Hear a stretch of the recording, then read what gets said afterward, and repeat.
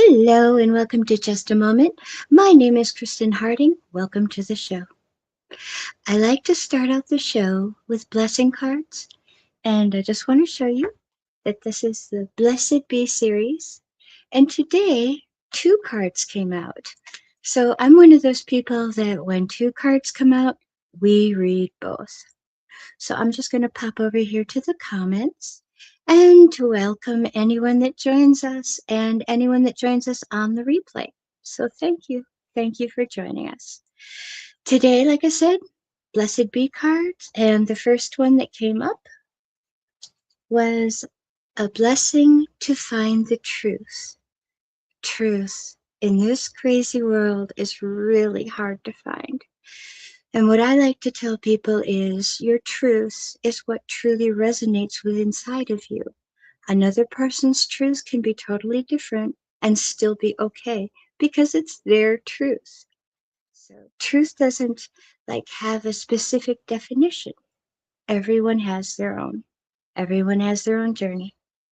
So let us begin.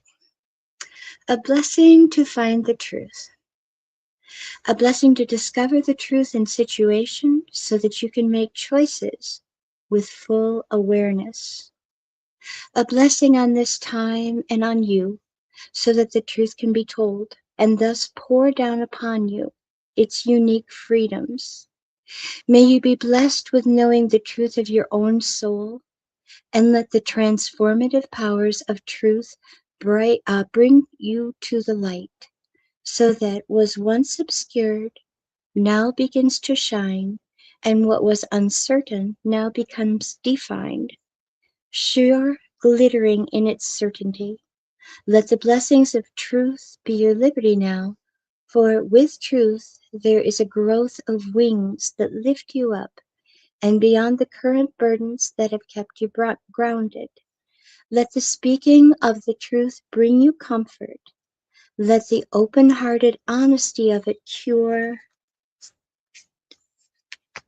any confusion, and let the conviction of your new knowledge bring you the rewards you are so dearly due.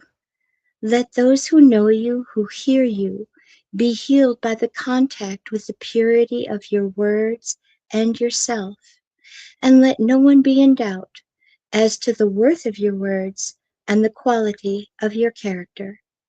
There is no need to be anything except your own blessed, perfect, honest, and open self. Revealed to you now is the truth of others, their motives laid bare, without adornment or manipulation. Let the lamp of truth shine into all that was dark and unknown, both within and without, and let the words that you have longed to speak fall freely and without concern from your lips. Truth shall bless you, and you shall bless others when you show by example the glorious simplicity of living within the power of your own truth. Live the truth of your soul, and may the souls that share the truth be blessed forever. So that was the first one. Let's scoot that one over. I'm going to go to the second one. Oh, did I show you the card? I didn't show you the card. Pretty card. So here's the second one, and I will make sure I show you the card. I wish I had one more hand. It would be so convenient. All right, there's that. Okay, here's the card. A blessing of forgiveness.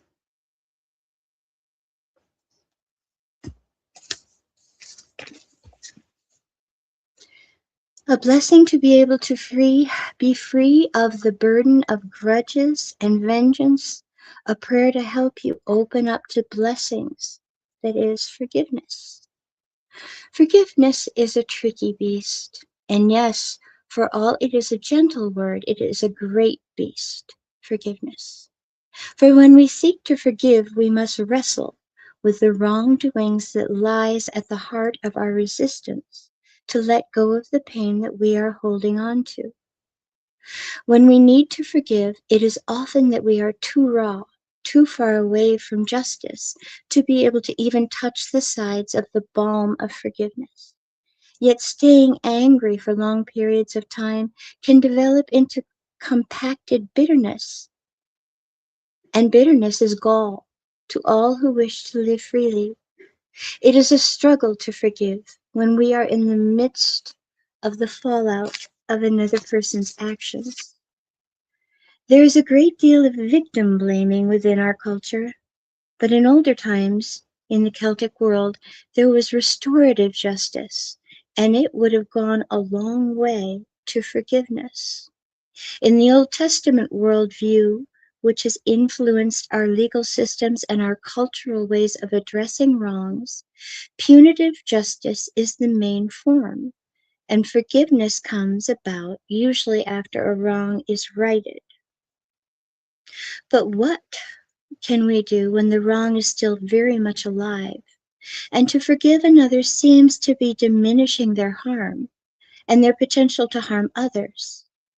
Justice and forgiveness must work hand in hand, and in this blessing they will now begin to entwine, so that while you begin to forgive first yourself for whatever wrong was done to you, there is often an element of self-blame.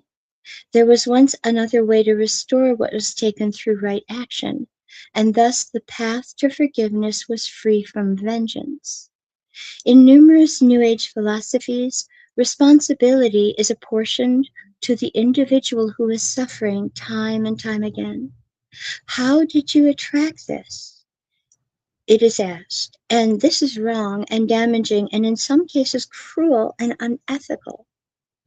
First know that whatever wrong was done to you is not your fault, and begin the work of forgiving yourself.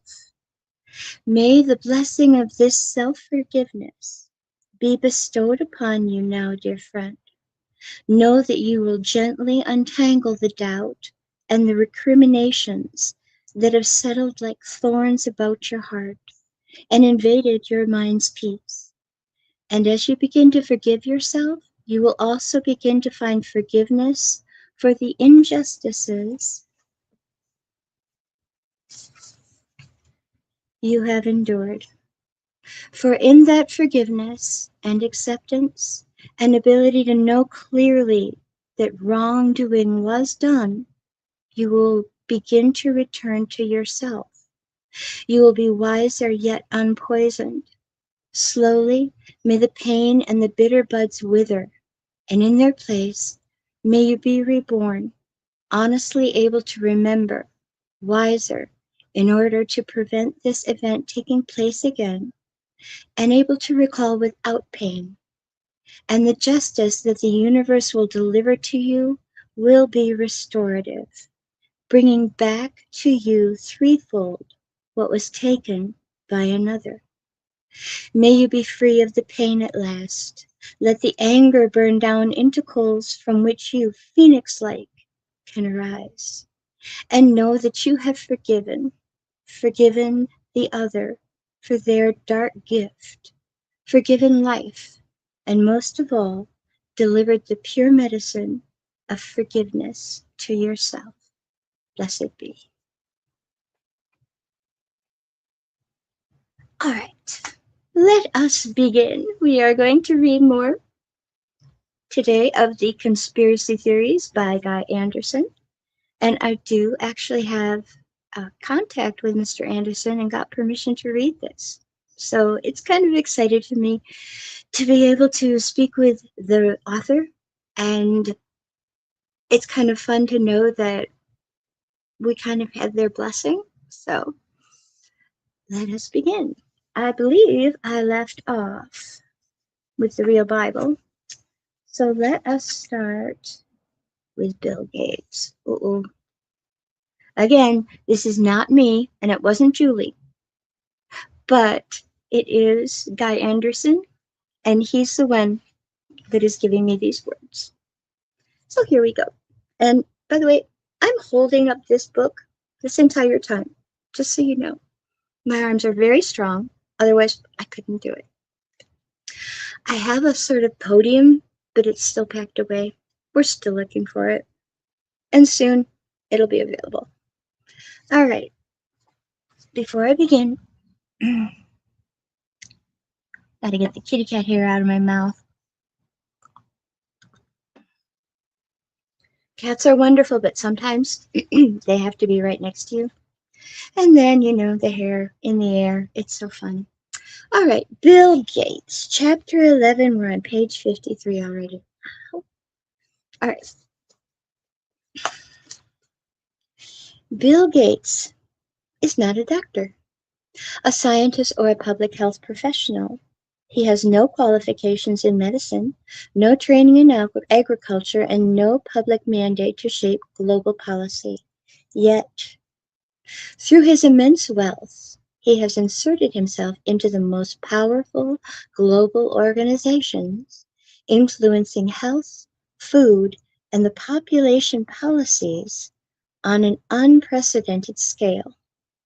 To his critics, this is not charity, it is the calculated capture of control. The story is the public. Is the let's try that again. The story the public is fed about Gates is a lie. As contrary to popular belief, he didn't start his business in a humble garage through sheer genius and hard work. He actually came from a wealthy, well-connected family, and his mother, Mary Maxwell Gates, held influential corporate positions and had personal ties to senior IBM executives. It was through these connections that Microsoft secured its crucial early deal with IBM. This fabricated self-made narrative was a marketing tactic to make privilege look like grit and determination. Mary Gates' IBM link also carries a dark historical shadow, as IBM provided the punch card system used by Nazi Germany to number and track prisoners, including Jews in the concentration camps. To many, this is a disturbing echo of Gates' present-day promotion of digital identification systems, a modern global equivalent to population cataloging with a far greater technological reach. Gates is the largest private benefactor of the WHO, the World Health Organization, ensuring he holds disproportionate influence over its policies.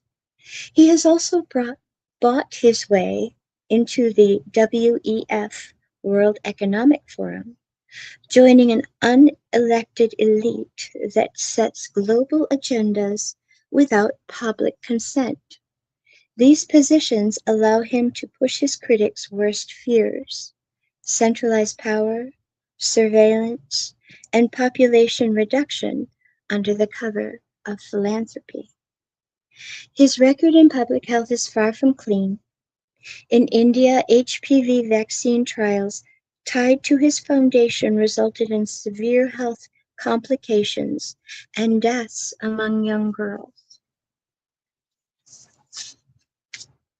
India's Parliamentary Standing Committee accused the trials of gross ethical violations, forcing the winding down of certain Gates-funded operations. In Kenya, Catholic doctors accused tetanus vaccines of containing sterilizing agents. Officials denied it, but public mistrust caused major disruption. In Ethiopia and other African countries, Gates-backed health programs were scaled back or rejected amid strong opposition. In Haiti, a cholera vaccine program near the end of the epidemic was criticized as an exercise in creating a vaccine market rather than responding to the immediate crisis. Gates has also moved to control food production and today is the largest private farmland owner in the United States.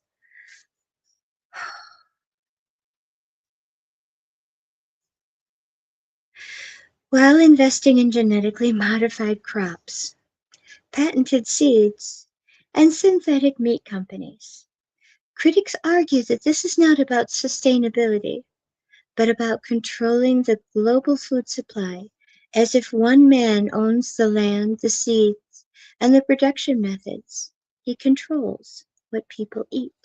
Oh my goodness, I got comments. I want to say hello to everybody. So let me just go start at the beginning. Hi, David. David finally is joining us live. Very cool.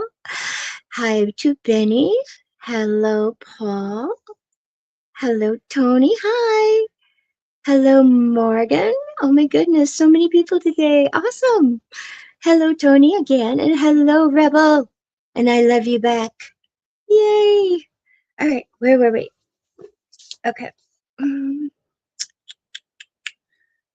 uh, Control what people eat. Even basic household staples have not been spared from suspicion.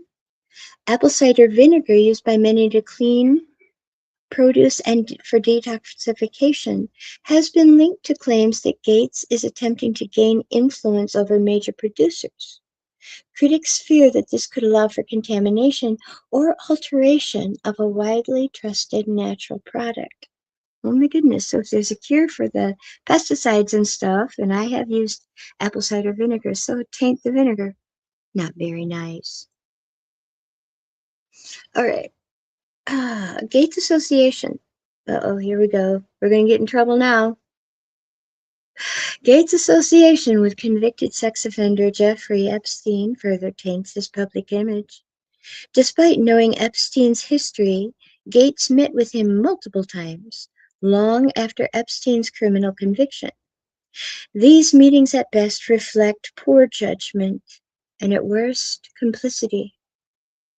During the COVID-19 pandemic, Gates was one of the loudest voices pushing mass vaccination. He actually went as far as to say that if people would not take the vaccine willingly, it could be delivered through their food. This sentiment aligns with the wider perception of Gates as a man determined to enforce compliance by any means possible. From his fabricated life story to his questionable alliances, from health controversies to agricultural monopolies, Gates has built his influence not on expertise or democratic legitimacy, but on inherited privilege, personal connections, and the buying of institutions. He has not been chosen by the people, yet he shapes the rules that govern them. Bill Gates is not a visionary. He's a fraud, a manipulator, and a dangerous force whose control over vital areas of human life must be recognized and challenged before it is too late.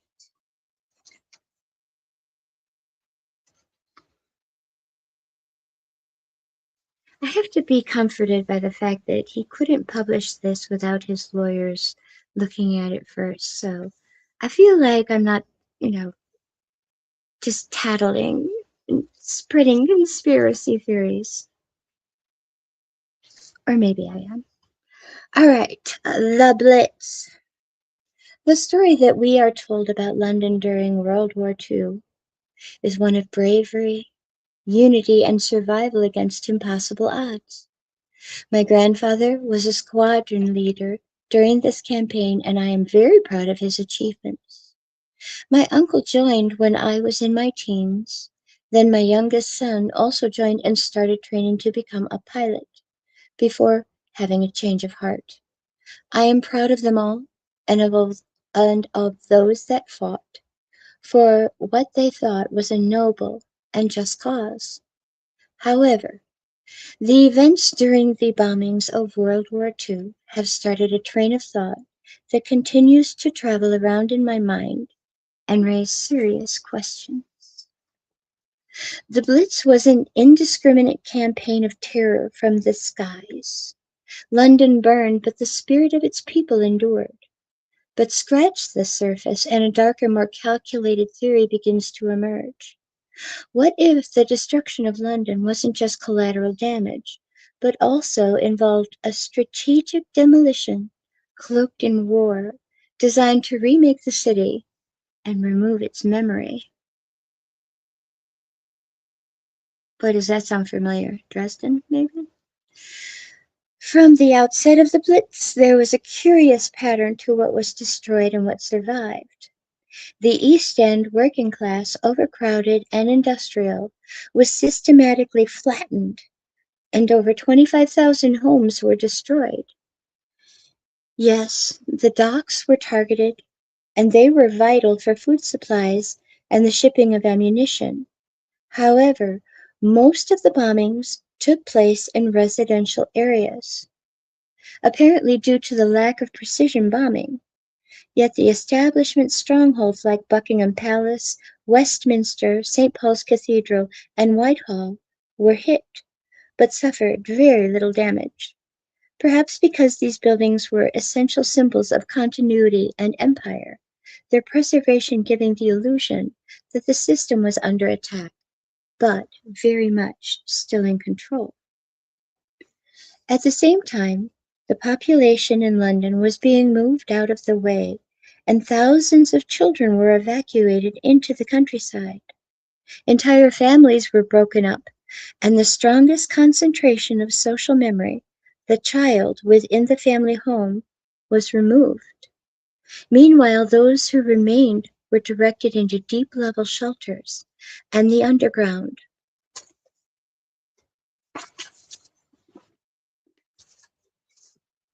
Sleeping in narrow tunnels beneath the city every night, and as the bombs fell above, the streets were eerily empty.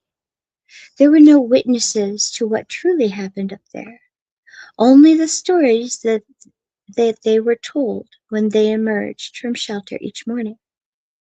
Therefore, it is possible that entire districts could have been leveled intentionally under the cover of bombing, and when people returned, they were simply told that their homes had been destroyed by enemy fire. There was no way to verify the truth, and no one left to contest it. By 1944, the war still raged. The Greater London Plan was already being finalized. It proposed wide-scale demolition, zoning, a move away from organic historical neighborhoods towards centralized planning, high-rise housing, and redefined districts. Much of the East End had already been flattened, so war, it seemed, had done the job of urban planners better than any peacetime clearance act ever could. The enemy had conveniently bombed all of the areas that London's elite had long desired to redevelop. After war, after the war, this narrative was packaged into something noble, a wounded city rising from the ashes. But what truly rose from the ashes was a new order, clean, modular, and depersonalized. Tower blocks replaced tight-knit terraces, roads cut through the old paths of memory in communities that had survived the Blitz. And communities that survived the Blitz were now broken apart by reconstruction. Lord, I hate that word. The war had provided the perfect excuse for a complete reset of London's physical and social architecture. Perhaps most disturbing of all was that no one saw it happen. The people who might have remembered what stood before were evacuated, buried underground, or killed. The new generation came of age in a city whose story had already been rewritten. The official history was broadcast in newsreels, books, and commemorative stamps, but perhaps the real story was erased in silence. Perhaps the Blitz wasn't just a tragedy but a strategy, a surgical, selective, and profoundly effective operation that cleared the ground for New London, one that served power, not people. And it did so while convincing the survivors that they had won. It's worth noting that before the bombing, key figures wanted to redevelop the East End of London, including Patrick Abercrombie, J. H. Forshaw, and George Lansbury.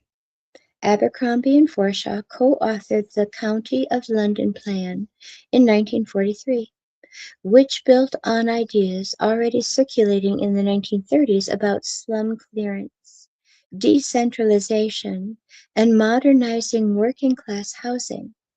These men, particularly Abercrombie and Forshaw, were laying the groundwork for large-scale urban redevelopment well before the Blitz provided the opportunity to implement it. I no longer believe in coincidence, and sometimes the official narrative just doesn't stack up, right? All right, next. Cabbage Patch Babies. Wow. For many years, I've researched human cloning and repopulation. My first book, which some of you will have read, is titled Tesla and the Cabbage Patch Kids, and we will return to that as soon as I find it. It's in a box somewhere packed.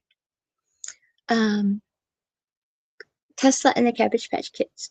It explored the fall of the Tartarian Empire and how humanity was repopulated in the aftermath of one of the reader's favorite chapters, dealt with cloning, along with its hidden role in the rebuilding of civilization after each reset. Because of the strong response it received, I expanded my research into a second book, which became Rise of the Clones, the Cabbage Patch Babies. This dives much deeper into the subject of human cloning and cloning in general, tracing its presence not only in folklore and hidden history, but in the very origins of our species. Cloning didn't begin in the 20th century, nor in modern laboratories, but at the very moment of our creation.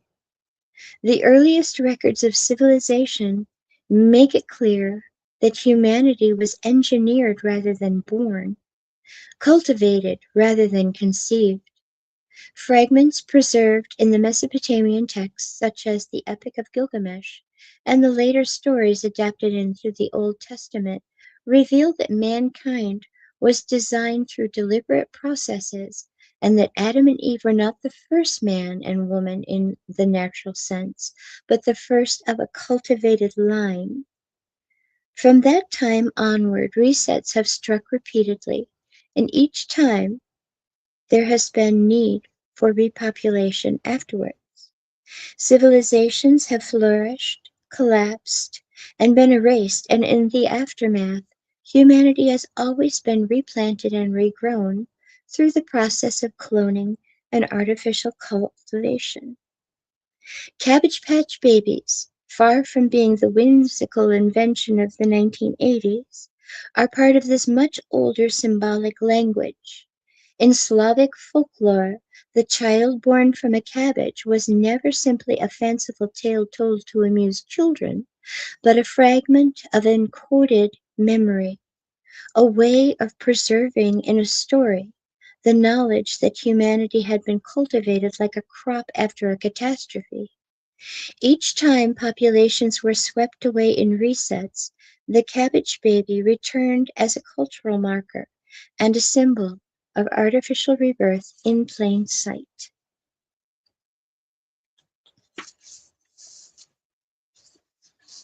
In the 19th century, the image resurfaced with particular clarity in the form of illustrated postcards, widely distributed and fondly remembered as charming curiosities.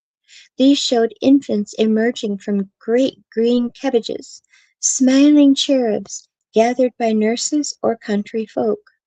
To those who had lost the older knowledge, they seemed innocent, even humorous. Yet to those who still remembered fragments of the truth, they were more than decoration. They were, in fact, repopulation postcards, reminders of what had been done after Tartaria's fall, when vast numbers had been erased and the need for repopulation became pressing. The cabbage was not an accidental symbolism.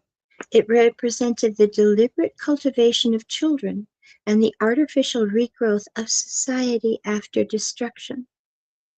The same message was repeated in the earliest years of film through the work of Alice Guy Blanche. She was not only the first woman to direct films, she was also the first to create narrative cinema and chose to reveal in her earliest works the truth about humanity's cultivation. Her very first film in 1896 was Les Fées aux Choux, the Cabbage Fairy, showing babies being gathered from cabbages as though they were part of a harvest. She remade it in 1900, again depicting the same imagery, and returned to the subject once more in 1902 with Sage Femme, de première classe, or the midwife of the first class, in which midwives plucked infants straight from the earth.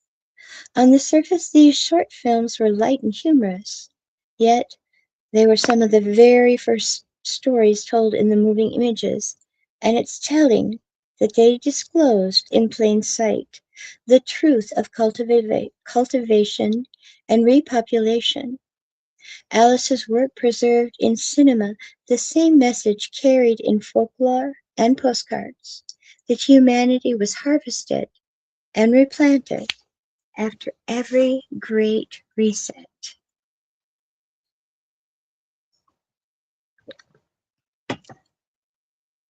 Wow.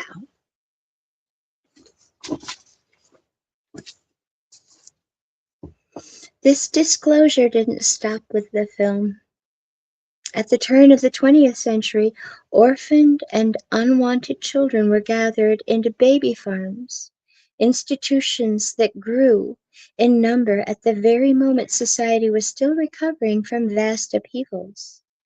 At the same time, incubator babies were exhibited at World's Fairs and amusement parks. Living infants kept alive in glass and steel machines, displayed to paying audiences as though they were curiosities. These exhibitions were described as medical marvels, yet they also normalized the idea of children sustained outside of the womb, cultivated by our technology and presented to the public as entertainment. The incubator halls were nothing less than direct disclosure of the process by which humanity was being repopulated, shown openly yet never recognized for what they truly were. The cabbage-born child, whether in folklore, postcard, cinema, or fairground exhibition, was therefore the emblem of repopulation after resets. Each civilization that collapsed, whether through natural catastrophe or deliberate erasure, was followed by cultivation and the great regrowth of humanity. Tartaria was one of the greatest civilizations to fall, and the repopulation that followed was immense, but it was not the first nor the last. The cycle of destruction and regrowth is written across all history, and the cabbage baby has been the enduring sign of it. By the 1980s, the Cabbage Patch narrative returned once more, this time in the form of Cabbage Patch Kids dolls, marketed as charming toys with whimsical adoption papers and fanciful tales of magical gardens. They were embraced worldwide as innocent fun, yet their very existence carried forward the old message, presenting to a new generation the image of the cabbage-born child. Beneath their stitched smiles was the memory of cloning and cultivation, resurfacing in popular culture just as it had in folklore, postcards, films, and exhibitions. When all of these strands are placed together, the pattern is clear. Humanity has been cultivated from its very beginning, cloned into existence 250,000 years ago, and then cut back and replanted after every reset. The fall of Tartaria was only the most recent of these erasures, and in its aftermath, the world was repopulated as it always had been. The story of Adam and Eve, the repopulation postcards, the films of Alice Guy, the incubator babies at the fairs, and the Cabbage Patch Kids dolls are all fragments of the same continuous disclosure. They are not fantasy nor coincidence, but evidence in plain sight that humanity has been cultivated, cloned, and replanted, and that our existence is bound to processes far older and stranger than we've been allowed to remember.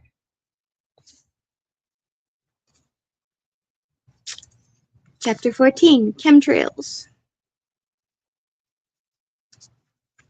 Gnostic pages described a direct road to the source, of archons and veils that blocked ascent, and the route of return that made souls whole beyond the cycles of rebirth. If it requires an open sky, then fouling the medium between earth and heavens is an attack on destiny rather than just our daily life. The teaching was plain when read honestly. Ascent requires a clear passage, clear light, an uncluttered medium through which spirit and body meet.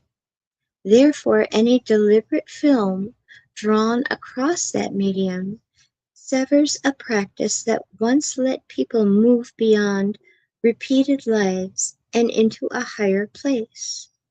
The effect of that severing isn't abstract, because embodied cultures remember the sky within their DNA, not only within their books. Elders who lived by dawn knew when morning stopped speaking the same way. It was the first warning that the medium had been tampered with. Over recent years, planes have started to make repeated patterns. Pilots follow grids at planned altitudes, while small pods open at height. White lines that used to fade in seconds now spread, lingering and knitted into a flat sheet that was once blue. Those trails don't behave like ordinary condensation. Excuse me, because condensed vapors disappear quickly. While these trails persist and alter the look of the sky across whole counties, observers who track flight logs find gaps between official routes and the visible patterns in the sky. Many of the paths that produce the thickening film are unregistered on standard flight path listings used by civil trackers, which is the sort of mismatch that persuades people watching from the ground that ordinary explanations don't cover everything they see. The program appears careful and routinized, repeating in the same geographic bands and timed before critical plant stages. Excuse me, so that intervention and effect line up in ways that farmers, not bureaucrats, would notice first. The stated rationale pushed by public relations teams was that the veil would protect cities and people by dimming harmful rays. Officials spoke of experiments aimed at reflecting excess sunlight and of temporary trials to reduce heat. The language sounded clinical in briefings, but the lived reality on the ground was very different. Because people still need direct sunlight for vitamin D, mood regulation, and for the microbiological work in the soils that underpins fertility. When the spectrum and timing of sunlight changes, subtle psychological and ecological processes follow suit in ways that aren't amenable to immediate spin. Sunlight is a practical resource. It cues hormones in bodies, triggers microbial cycles in soil, and sets the timetables for flowers and fruit. Scatter the spectrum for whole days or weeks, and the chemistry of living systems shifts in small ways that compound into catastrophic results. Rain that now falls from the sky is not just water. Independent researchers and scientists repeatedly name the same elements: aluminum, barium, strontium being the most commonly cited items. Titanium and iron are also appearing quite often in samples, and regional reports citing lead, arsenic, and mercury in certain places stand out as alarming when compared with historic baselines. Those lists follow the chemistry people talk about because metals bind to the organic matter and stick where nutrient exchange happens near roots. Particulates that land on leaf surfaces alter microclimates at foliage level, while the same particles that sink into the thin skin of topsoil change ions, change ion flows between roots and microbes. When those tiny partners shift their metabolism, the whole fertility web that turns death into life is altered, so plants cannot accumulate the carbohydrates they need at crucial weeks before harvest. Animals make the problem visible in a way that cannot be dismissed as data alone, because grazers eat the grass that grows on fouled soil and drink from pools that collect runoff. Bioaccumulation follows well-established biochemical rules so that metals and compounds concentrate in tissue and milk, then enter domestic diets as ordinary protein and dairy, and families find the residue of airborne sprays on their plates. The harm works slowly by design because chronic low dose exposure alters immune function, energy levels, and developmental markers over seasons rather than collapsing systems overnight. Slow harm is politically useful because gradual decline is easier to normalize and to manage than sudden disaster. So sneaky! When fields wobble, the market moves in a figure familiar to history because scarcity invites those with capital to step in and monetize fear. Storage changes hands quietly after poor seasons. Cold rooms and logistics sites are bought by investors who can wait while families cannot, and portfolios of farms are assembled in months where a single bad year has left owners desperate. Control over distribution becomes concentrated, and the landscape of independent growers is destroyed and replaced by parasites like Bill Gates. Into that gap comes a solution packaged as our salvation, because the concept of rescue sells well when people are hungry and supermarket shelves are bare.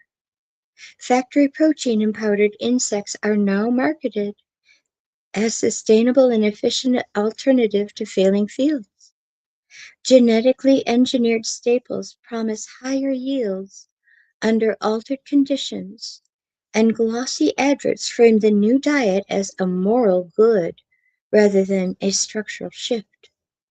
The technologies exist, and the developers speak the correct language because cell lines can be scaled inside bioreactors, and insects can be farmed vertically in warehouses.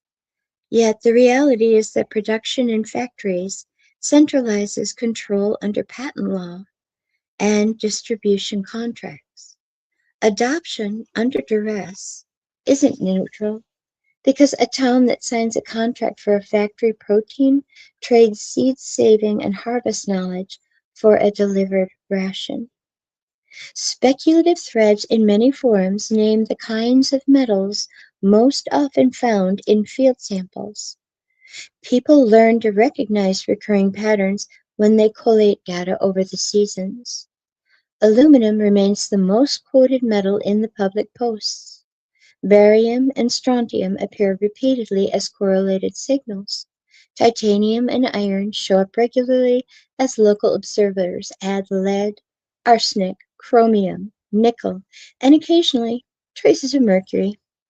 Those elements change soil chemistry by binding available phosphorus, altering cation exchange, and interfering with microbial redox reactions in ways soil scientists recognize as shifts away from fertile equilibria. When the basic cycles that recycle nutrients are interrupted, the visible result is yield decline, not sudden collapse, followed by long-term reduction that makes fields less productive and farmers more vulnerable.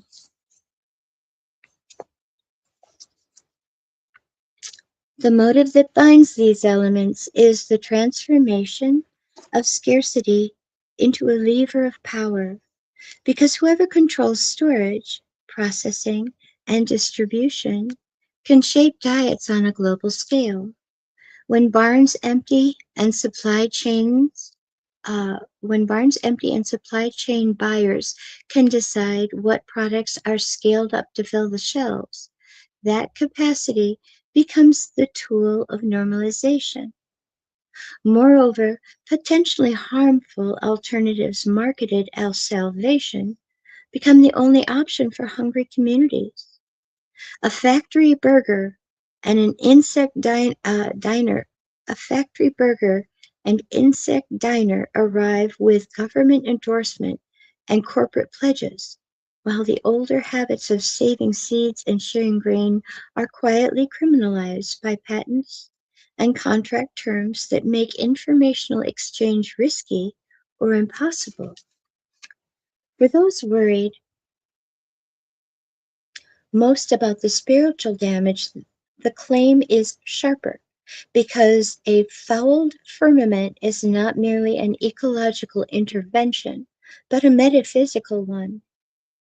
Gnostics taught that ascent into a higher state required an unobstructed channel, that intermediaries could interpret or reroute souls, and that veils served as instruments of power to keep people recycling rather than ascending. If a material film in the lower air alters the medium of ascent, then the spiritual cost is real, because communities lose the direct experience older cultures called communion with Source. Blocking ascent weakens cultural memory and creates a thirst for mediated instruction, and institutions that offer guidance in exchange for compliance take advantage of that loss while marketing that supply. Food capitalizes on the resulting pliancy. The darker corners of online discourse go further and name an agenda of depopulation and social remodeling. Weakening immune systems, increasing chronic fatigue, and lowering life expectancies are effects that concentrated political advantage regimes that profit from lower populations. Okay. The mechanism described is consistent and frightening, because slow degradation of population health combined with centralized food supply can be used to engineer dependency while simultaneously reducing the capacity for collective resistance. Those who fear such intentions point at the parasites who now regularly attend international forums and at financial networks like the WEF. Critics claim that the same players who fund large-scale agricultural tech now own enough land to influence supply chains and steer policy agendas that favor engineered diet. Public statements about geoengineering have given fuel to those claims because official admission of trials removes plausible deniability. When government notices speak of atmospheric management pilots, it becomes a cover for larger programs. The emergence of a tech billionaire who controls vast tracts of farmland in certain regions becomes a symbol for the larger anxiety, because ownership equals the capacity to decide future food lines, where holdings are aggregated under one roof. The practical questions of what seed is used and who sells the harvest become corporate choices rather than communal negotiations. The presence of very large investors in agricultural real estate feeds the narrative that land is being amassed not for stewardship, but for the capacity to supply standardized products at scale. Public records show portfolios change hands, and where acquisition clusters follow poor seasons, the arithmetic of opportunities suggests motive without needing courtroom proof to make people suspicious. Those who those who fear hidden additives and biological modifiers in synthetic and insect-based products point to the political effect rather to any single ingredient. Whether or not every allegation about specific containment is true, the structural result remains the same. When diets move from local variety to corporate rations, the capacity to introduce agents into food at scale goes through legally controlled supply chains that are harder for local communities to inspect. In addition, legal opacity is a vulnerability because corporate secrecy and proprietary recipes are defended by commercial law rather than by open civic process. The claim that harmful additives could be introduced is therefore plausible, given the power dynamics. The program runs through a sequence that is disturbingly simple. It casts a veil over the sky to change light and deposit particulates, let slow contamination contract local productivity, then acquire storage and land cheaply when owners are pressured. Next, introduce centralized factory food as a compassionate fix. Patent the inputs, contract the supply, then let normalization do the rest. Because once consumption habits change, reversal becomes legally and politically difficult. That sequence avoids spectacle and instead relies on steady procedural moves that accumulate power almost invisibly. Resistance Resistance analysts propose the obvious countermoves because the arithmetic can be interrupted by reversing vulnerability. Build distributed storage, preserve seed lines through community banks, demand public manifests for any aerial operation, insist on third-party independent environmental testing, and legislate limits on speculative farmland aggregation, meaning let the farmers have their land. It doesn't do anybody any good to have one person having all the land. In seasons following documented yield decline, these are banal actions, but they are exactly what undercuts as a program that depends upon haste, opacity, and dispersed attention. When contracts must be read and when purchases are contested, the advantage of speed and secrecy evaporates. This chapter finishes bleak because it ties soul to stomach firmly, and because it insists The two must be demanded together. If assent is blocked and food becomes a contracted service, then control over both belief and bodily nourishment flows to whoever can own distribution chains and control patents, whatever you want to call it. Moreover, the concentration of power is the root of political subjugation rather than market dominance. The remedy, therefore, must be civic and structural rather than purely spiritual. Legal and economic levers undo what secrecy achieves.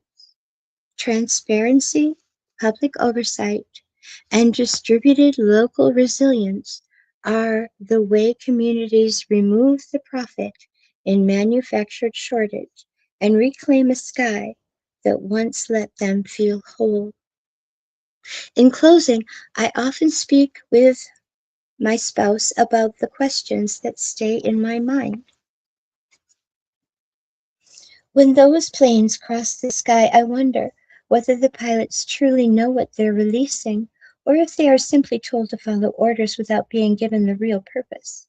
And if they do understand, then there must be something that keeps them involved, whether it's pressure, money, or the belief that they have no choice. We also think about the people who work for the companies behind these operations. The ground crews, the managers, the logistic teams, even the office juniors who handle paperwork and scheduling. If all of them know what is happening, it is difficult to imagine how they go home each day, sit in their families, and never question the consequences. But if they do not know, then it raises a different question about how much is being hidden from them as well. These conversations always lead us to wonder how long this has been taking place, how far it reaches, and whether there are certain areas that are quietly protected from it, especially those owned or lived in by the parasites. I think that's where I'm going to end it for now. As always, thank you so much for joining me. Never forget that you are amazing, you are loved. Be well, be safe out there. I'll see you on the next show. Bye bye.